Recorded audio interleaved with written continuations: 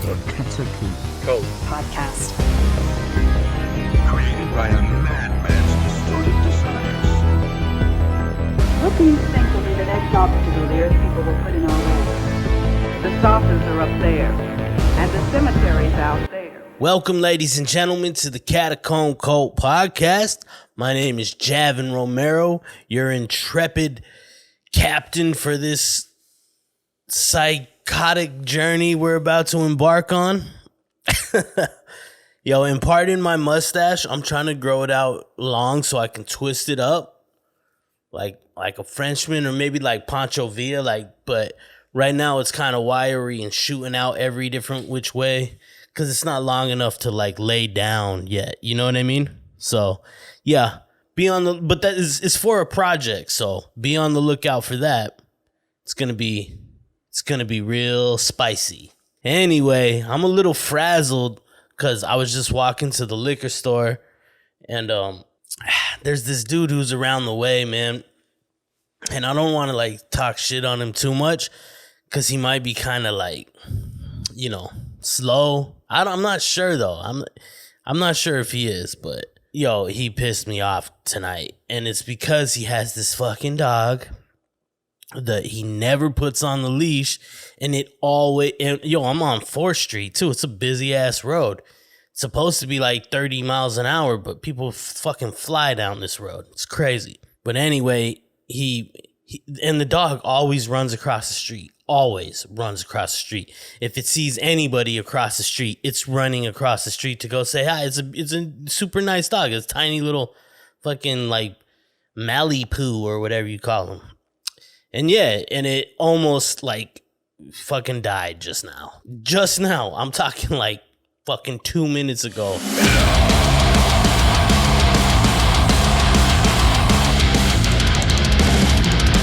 I don't know. Something about animals, man. They're more innocent than us, where I'm just like, motherfucker, you got to protect that dog, dude. But anyway, yeah, he's told me his name a bunch of... But anyway, the reason I think he's slow... he might be slow, is because every time he sees me, he says the same thing, like, when are you going to get your head finished? When are you going to get your head like tattooed and stuff? He's like, when are you going to get it finished? And then my dog's Bazooka is a beagle, and he's always like, oh, Bazooka's so cute. Has she met Kyle? Has she met Kyle? That's my friend's dog, Kyle. And I'm like, no. How would she meet Kyle? I don't. How would she meet Kyle, bro?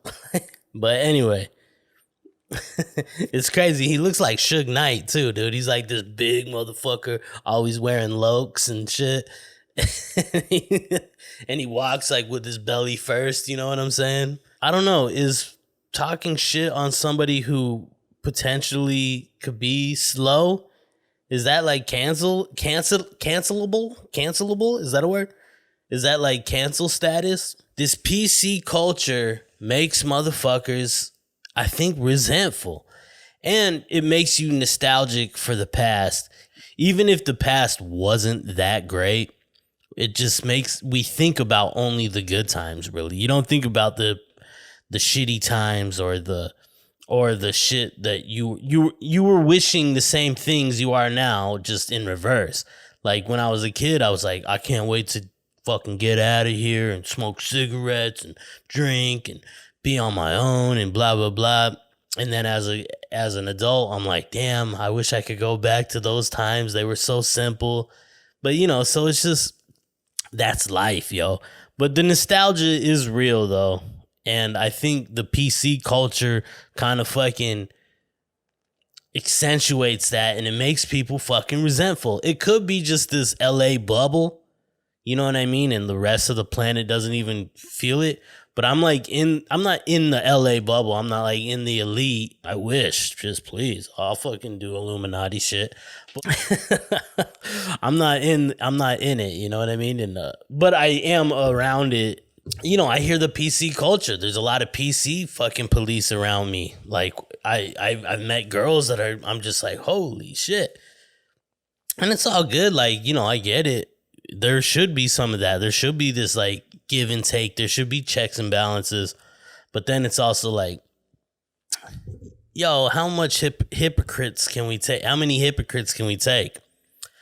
But I don't know. So like when you think of the early 90s, for me, that's nostalgic for me because I was a kid learning new shit, getting introduced to hip hop, getting introduced to punk rock, getting introduced to weed, the weed culture, alcohol.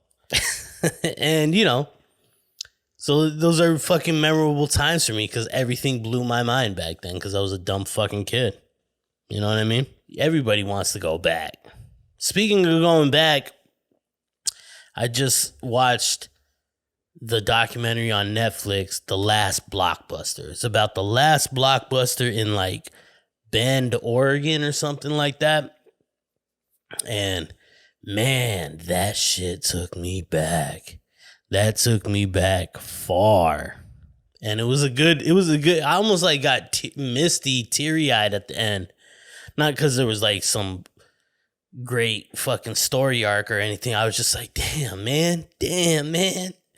Those were good times. Because like it made me remember like a lot of things clicked. Like, oh shit, I remember that. One of them being like my mom on the weekends, you know, she'd be like, you only get one fucking movie, so make it a good fucking movie. You know what I mean? You only get one. They didn't care about any R ratings or anything like that. Like I remember renting Don't Be a Menace to South Central while drinking your juice in the hood when it first came out. I think it was 94, 90. Let me look it up. Can y'all hear fucking bazookas snoring? Jesus Christ. 96, so I was 10. Yeah, I guess I was older. But like I remember, you know, renting Friday even before that. And but Don't Be a Menace, that's still my dad's favorite movie. When the grandma comes fucking hitting switches next to those dudes and she's like, "What up, players?" And my dad loses it. Or when she's like hitting blunts and shit. He loves that grandma. But anyway, yeah, like I remember those times, like only get one movie. And I think that's why I'm so indecisive now. I think that was like the catalyst for me being so indecisive and like, because when I go to like record shops back in the day, and who goes to record shops anymore, you know, everybody's got Apple Music or Spotify. But can I get a plug placement on that? No. But anyway, like back in the day when you go to fucking, you know, record stores, my cousin used to come with me and he hated it. Jesse, shout out Jesse. He would hate coming to record stores with me because I was so indecisive. I could literally stay in there for 3 hours. Easy. Just like, you know.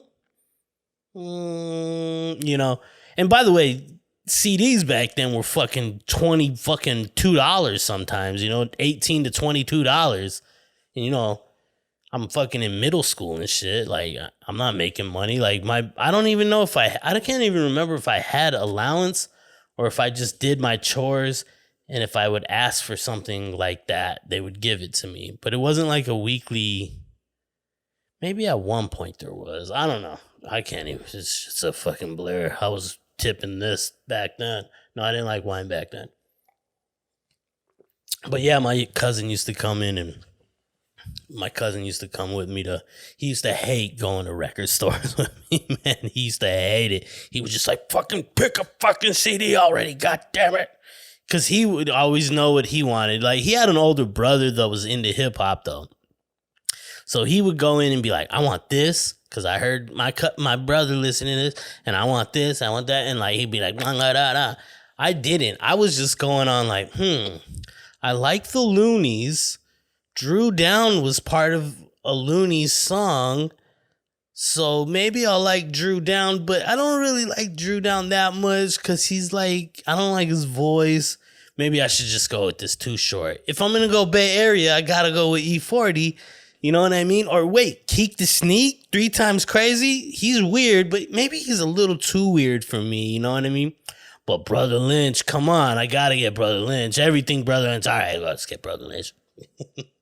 That's like how it was. But it would be that for hours. You know what I'm saying?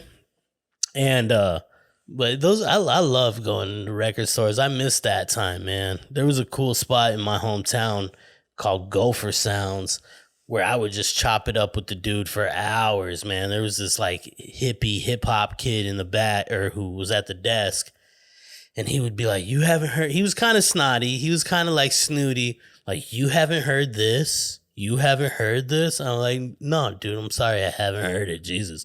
You know what I mean? This is before fucking the internet. I mean, there was the internet, but I remember trying to download a full album. It was like a Busy Bone bootleg, because I love Busy Bone. Shout out Busy Bone, man. He was the dopest Bone Thug. Fuck what anybody says. He pushed the fucking envelope, man. He's still pushing envelopes for raps. His fucking rap styles were bananas. So, but anyway, I remember trying to like download a full album of Busy Bone back in dial-up days on Kazaa or Kaza, whatever you say, whatever you call it. And it taking, I think, 4 days. And each song was only like 5 megabytes, but it was downloading at like 1.5 KB per second. That shit was crazy. But yeah. What's up, everyone? Javin here. I just wanted to take a second to mention my online store. We have prints, t-shirts, hats, and special gifts with each purchase. Everything is handmade and designed by myself or other amazing artists I know. Quality materials and timely shipping, plus that extra special ingredient, love and appreciation. Your support helps my creative endeavors and supports other artists like me. Visit thecatacombcult.bigcartel.com.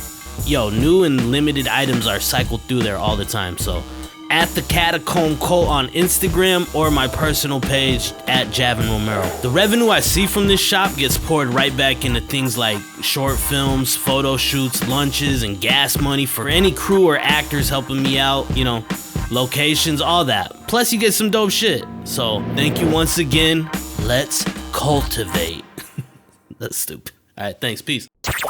Welcome back to the Catacomb Cult Podcast. Anyway, that Blockbuster made me, I guess, like open the floodgates of nostalgia for me, man. You know, and Blockbuster hits. Speaking of Blockbuster hits, those are my segues. I always say that's my segue every time. Speaking of the new Godzilla versus Kong, I watched that over the weekend. And man, that shit was pretty good, man. I don't normally like those kind of movies. I don't like too many of them. Like the past few Godzillas, I haven't even really, like the one with Cranston, I didn't even really get through that. And I love Cranston. But the last Kong movie, Skull Island, though, that shit was fresh. That was like some Tarantino, Robert Rodriguez Grindhouse style shit. You know what I mean? That was cool. I like that one.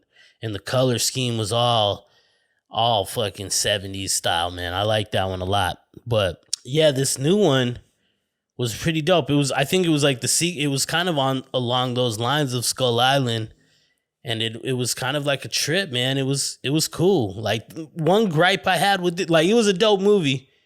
It was dope. It was cool. It was a good action flick, you know. It was definitely ridiculous, obviously. But one thing I hated about this, and it's not the actor's fault, but it's the writing. It's there's one lady in this that's like part of the crew. She's part of the fucking research team or whatever, the military team, you know, and she was always trying to diminish Kong.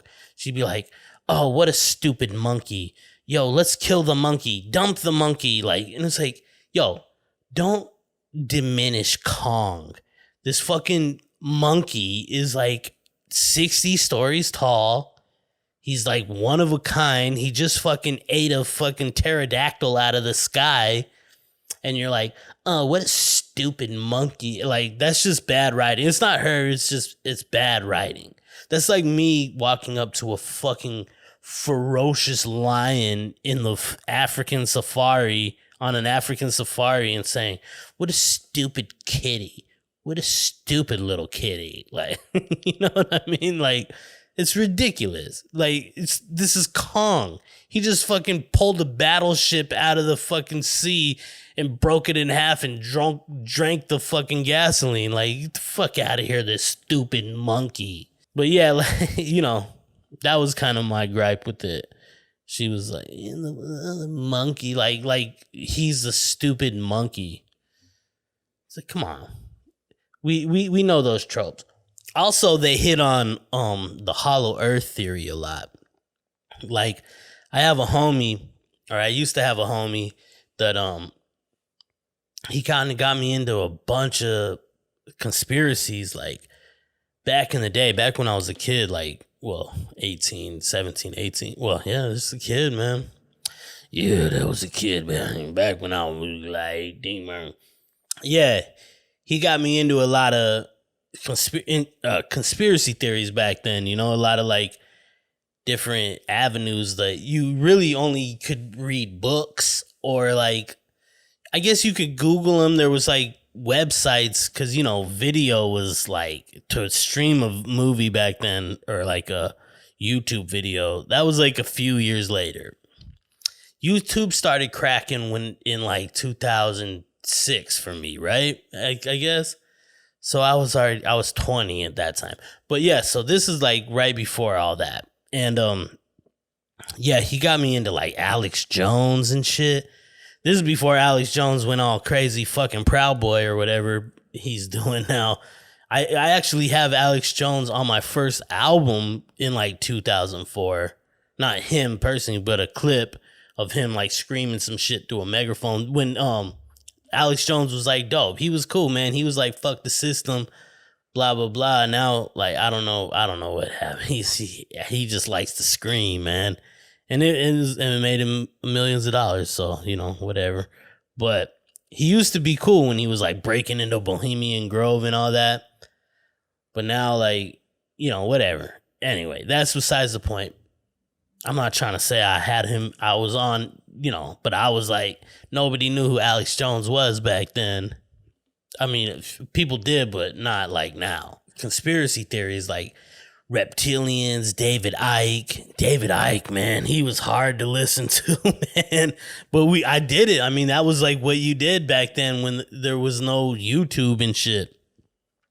You fucking downloaded a movie, David Icke, fucking lectures at Carnegie Hall or whatever, and for fucking 4 hours about like, when you look at the queen's eyes right here, you can tell she's a reptilian because she has 2 lids going at once. You know how like reptiles have the down lid, the outside eyelid, and then the, you know, the horizontal or vertical eyelids. I don't know what the fuck. It'd be like, right here. This is where you see the queen. It's an actual reptilian. And like, and it would just be like, it was fun. It was fun and interesting to watch and listen to. And it just opened your mind. It made me write cool songs and stuff. I learned new words and phrases and stuff like that. I kind of lost all that shit. That's why I'm like a dumbass now. Like, I don't even follow politics anymore. I just follow, I just follow what I like now, like video editing and all that. But anyway, I say all this because he also introduced me to this cat, Michael Tessarian. I think he's from Ireland or something, but he had the hollow earth theory, and Godzilla versus Kong has a big hollow earth plot. Spoiler alert. Has a big hollow earth plot in it. And it's not really a spoiler alert. It may have a hollow earth. But yeah, I remember like him, I think it was Tessarian. Let me look it up. Oh yeah, here it is. Michael Tessarian. Michael Tessarian talks about mythological creatures, hollow earth, and more. Let's take a little listen, everybody, shall we? I don't care about getting booted off because of copyrighted videos. I'm not monetized. Get me to 1,000 subscribers and I will be. Peace. My name is Michael Tessarian. I'm a researcher in ancient civilizations and secret societies. This is my latest book, Atlantis, Alien Visitation and Genetic Manipulation. I myself am from Ireland and have specialized in what the Celtic records, the Druidic tradition, the Celtic mythologies have to say about the concept of UFOs and alien visitation. Could you tell me about the hollow inner earth? What are your beliefs and what's your evidence? Oh yes, the hollow earth concept is another one that goes back to ancient times. This is not something new, and in my book I have lots of resources about the hollow earth. about underground cities, caverns that are discovered in the earth. I mean, you only have to look at your own mythologies. The trolls, the dwarves, the elves. Where do they all come from? Why is it that... Let me pause that. First of all, just because I hate that background noise, you know what I mean? I maybe it's because I'm wearing headphones, but it's like, you know. But anyway, that's funny. Like, where do you think? I'm asking you out there. Where do you think fucking these elves and leprechauns and chupacabras and all these little like skinwalkers and shit like that? Where do you think that shit came from? I'm of the opinion that of course we just made them up. You know, I know they say come from mythology and stuff, but I'm kind of an atheist. So there's that. And I'm filming this on Easter. Hey-o. But I'm kind of an atheist, and so doesn't mean I don't believe in mystical stuff. I'm not an atheist where I'm like, fuck all that and fuck you for believing it. You know what I mean? But I'm also of the opinion, like, we're pretty imaginative. That's like that's what separates humans. We're so imaginative. Like, look I'm talking into a fucking microphone right now with this 120 watt light and a fucking a recorder and a computer, and I'm connecting to this internet that's up in the satellite, up in space, orbiting the earth. Like, that was pretty. You have to be pretty imaginative, or you have to have someone whispering in your ear who's imaginative, which I'm about that too. Like, we could be alien fucking, spawned or whatever.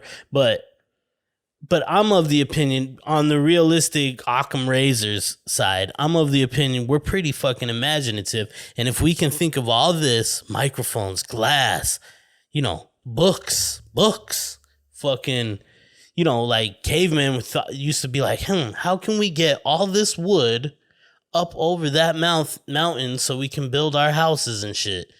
Oh, let's make a wagon with wheels and shit like that. Like, animals don't do that. Some animals are pretty ingenious and intuitive or whatever. But for the most part, it's obvious humans have dominated this fucking... We've dominated the planet. You know what I mean? We're the only species on this planet who's done that. We're the only species that are conscious of our consciousness. You know what I mean? For what we know, maybe an octopus is, but who knows? You know what I mean? But like, and so I'm thinking, like, if we can make up all this shit, this is fake wood. This table. That's why it sounds so hollow. I need to get a real one that's heavy. But like, this is all like, it's all like invented. Someone thought of that. Someone was like, what would make doing that job this much easier? Let me invent that. Let me figure out how to invent that. And that's imagination. So if we didn't have imagination, a lot of this shit wouldn't come to pass. You know what I mean? And so if we can think of a satellite orbiting the Earth, there's there's numerous satellites up there, too many actually, space junk up there orbiting the Earth. You telling me we can't think of a leprechaun to scare? Like, people lie to their kids all the time, like, don't do that. For instance, my uncle, when I was a kid, he had a giant mirror in his room, and I just watched Poltergeist 2. And if you've seen that movie, that opening scene, you know why, like, the mirror is freaky. And I'm a kid. I'm like 6 years old, and I watched that movie. But yeah, I had to like stay in his room, like 6 or 7 years old. I stayed in his room because they were having a party. My parents and all of them were having a party out front, in the living room or whatever. And so all the kids had to stay in the room. And that big ass mirror, my uncle didn't want me to break it or whatever. So he's like, don't touch that mirror, Javin. Don't you fucking touch that mirror. And I'd be like, oh, okay. He'd be like, don't touch that mirror. You'll get sucked into it and go to hell. That's what he told me. You'll get sucked into it and go to hell. And I would be like, oh, And like, I believed him. I was like, even like, I believed that mirror was like mystical to even when I became an atheist, I still believed that mirror was like mythical and mystical. Like, I think I remember, I was like, man, that mirror, there's something about that fucking mirror. Even then when I was like 8 or like 9 or 10, because I became an atheist pretty young, but like, I was like, there's something about that fucking mirror. Yeah, that's weird. But so I'm just saying, like, you know, that's a myth right there that he just made up. You know what I mean? It'll suck you down to hell. You telling me you can't make up a little goblin? You know what I mean? A little goblin come eat your toes off if you don't clip your nails or something? You know what I mean? That was cool, this Michael Tsarian. Let's see what else he has to say. We, in our burial ritual, right, in the Christian world, when you die, there's a ritual of being put back into the earth. Ask any Zuni Indian, ask any Hopi Indian about the Hollow Earth. They know exactly what you're talking about. It's completely replete in all the mythologies of the world about underground cities. And in fact, Admiral Byrd from the United States Naval Air Force, right, he flew over entrances to the Hollow Earth. You have... Oh, yeah, I remember him talking about... He had this dude, Michael Tsarian, had this like pamphlet that my homie printed out. It wasn't even like a book. It was like a early Google Doc kind of thing. And my homie printed it out and stapled it. And he was like, look at this. And it was like in Antarctica or something. It was just like this circle and it was like a hole. He was like, this is the entrance. This is the entrance to the Hollow Earth. And I'm like, what? For some reason, like, a non-hollow earth just makes way more sense. Like, gravity needs mass. We know that. It's been proven. Like, if the earth was hollow, what the gravity would be, I don't know. I'm also not a scientist and could be getting lied to for the past 400 years or whatever, whenever Newton came up with those theories of gravity. But, you know, I tend to believe gravity's real. You know what I mean? Especially after I eat a big plate of pasta and I throw a little piece of popcorn, it starts orbiting around me. Stupid joke. Experts who know all about this, who've written extensively on the Hollow Earth, and caverns that sometimes go as far as 8 miles down, you know, with literally thousands of miles of ventilated shafts. Eric von Daniken has gone blue in the face trying to expose this, that these are caverns that some of them are not natural, some of them are carved with precision, with laser, tools. And these, I explain from the outset of my book, I go into this, it's a very important factor. And in fact, there was even a prohibition in the Bible about drawing the likeness of any being that came from under the water and from under the earth, actually. It's in the Ten Commandments even. Yeah, I mean, I remember this guy, he's real into Atlantis. And there's something to be said about that. There's a lot of scholars, Plato and Socrates talked about Atlantis. But, it was easy to make claims back then. Say you're sitting on the shores of Troy, you know what I mean? And you're looking across that sea and you're like, you could be this like fucking gray beard. They always got hair though, man. Those fucking Greeks, they always got nice hair. Even though it might be white, they got a full head of hair as old men. But you could be this old man just bullshitting these like kids you're trying to teach and you'd be like, yeah. Or whoever, like you're trying to philosophize. I can never say that word. But you're trying to wax poetic about what you know is beyond the abyss, you know what I mean? And you can make up anything. And they're not going to find out in their day, you know what I mean? You could be like, yo, and they did, there is, I think Socrates did do that, like, there's civilizations across this sea in lands we've never seen and blah, blah, blah. And yeah, of course, they were the Native Americans, the Mayan, the Incas, all this, like, you know what I mean? The Aztec, massive amounts of civilizations. So, of course, like, so then when you look back at him, you're like, oh, yeah, man, what a fucking genius. Which he was, Socrates was cool, but, I'm just saying, You could say like, yo, there was a city, there used to be an island right there that sunk and it's gone now. And it had flying cars. That's what Atlantis was. They had flying cars and water structures and all this. And how could you dispute that? You ain't gonna go, you're gonna go fucking dive out there. There was no scuba gear. Get real. let me re-up.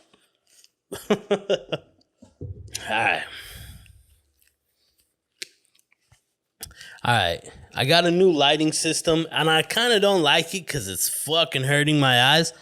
This is the light I use for photography and stuff. It's just normally I have the big China ball. You know what I mean? I don't know if people know that. It's like a big China ball, like right here. But this one's the honeycomb. Anyway, it's the dome, and it's fucking bright, and I don't like it. I got sensitive eyes. You will find that if you go back to Celtic mythology, there are talking about beings that inhabited the hollow earth and under the earth. I've studied a lot of the ancient texts that have been combined and written into several other old books. Madame Blavatsky, she was a big fan of the hollow earth. Yeah, I mean, that's Michael Tsarian. Anyway, I thought I'd bring all this up because there was kind of a cool Hollow Earth scenes. Even though I never get like where the sunlight is coming from in these Hollow Earths, like Journey to the Center of the Earth. I guess what it's the glowing core of the iron, because the center of the Earth is molten iron. I'm pretty sure. Yeah, like molten. Let me look it up. At the center of the Earth's core, which has two parts, the solid and inner core of iron has a radius about 760 miles. Jesus Christ. Really? It's a big ass core. According to NASA, it is surrounded by a liquid outer core composed of nickel iron alloy. The outer core is about 1,300 miles. Woo! That's big, man, because considering the fucking Earth is what, 22,000 miles around? That's fucking crazy. But yeah, that's a mass, man. That's iron. 750 miles of solid iron. And then 1,300 miles of liquid iron? That's fucking mass. Of course it's going to cause gravity, man. How could there be a hollow earth? Unless, like, Michael, he was saying, like, the earth, it was, like, under the crust. Maybe, I guess. But, like, yeah, I mean, I guess that's possible. People living in, like, fucking lava tubes. Maybe there's societies down there. I don't know. 150 years ago, they would be saying what we have now is fucking magic. You know what I'm saying?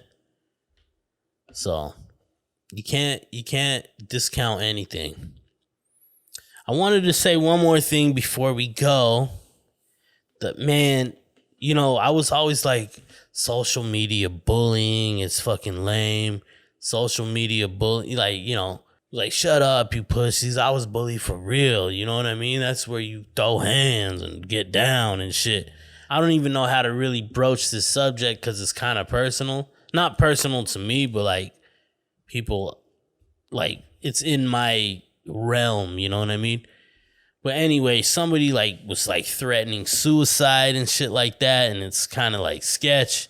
And I had just, like, friends talking shit like, can you believe that?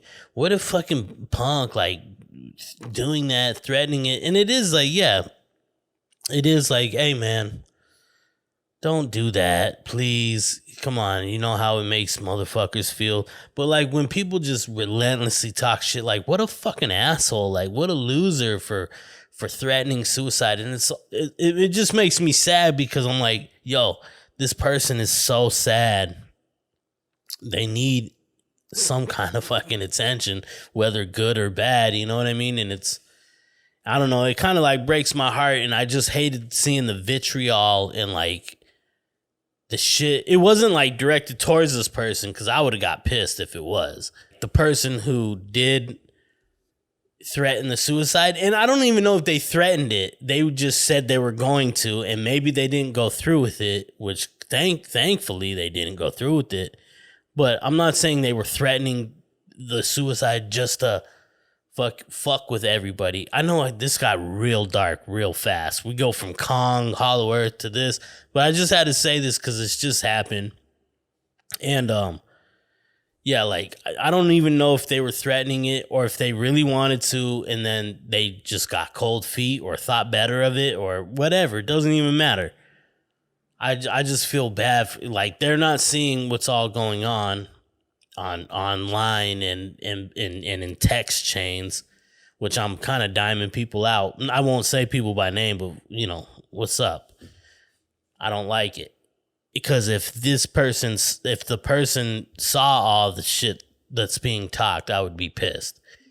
And I would be, yeah. But anyway, I fucking have some empathy for people, man. I got super mental issues, anxiety issues, and I don't expect people to empathize or agree with me or anything like that, but you should know that shit is not, we don't want that. Like, I'm not saying I've never been suicidal or anything like that, but I'm just saying, like, I've never really had depression too. I just have anxiety.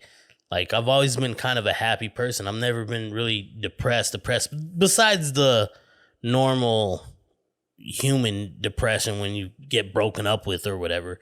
But I've never been like depressed, like where I can't get out of bed or whatever.